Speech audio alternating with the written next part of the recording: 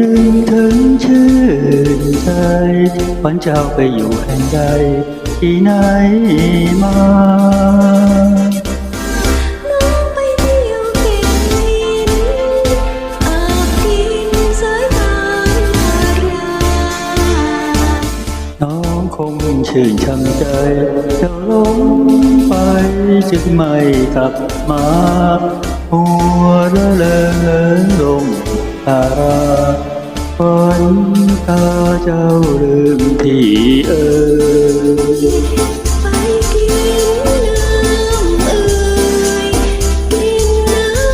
ำบ่อยน้องเล่นน้ำบ่อยดังใจจินตนาใจใจพี่เป็นดังนาทีแต่พี่จ๋ารักน้องอย่าลืมว่าจะโปรดจงเมตตาน้องรักพี่เพียงชีวาเมตตาแค่น้องฉันจะขอถามอะไรหน่อยถามอะไรบ่อยๆทีเดียวว่าน้องนั้นไปเที่ยวลงเล่นน้ำแห่งเดียวหรือฉะไหนเล่นน้ำอีกบ่อยยังเฝ้าคะยังติดตรึงใจช่างงามน้ำใดน้องจะบอกเร็วไว้เออไปกินน้ำกินน้ำบ่อสอบน้องไปกินบ่อสอบโยกไปโยกมาโศกโศกเศร้ายามขาดรักเรา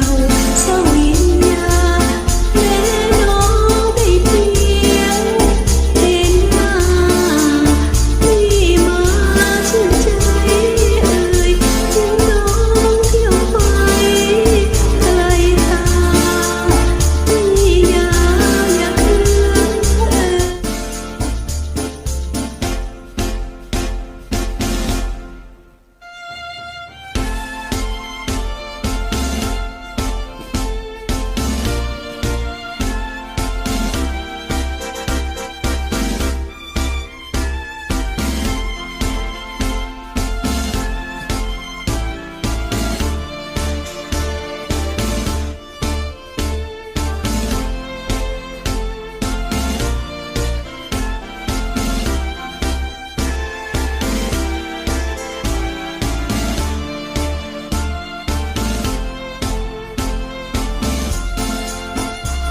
ไปกินน้ำ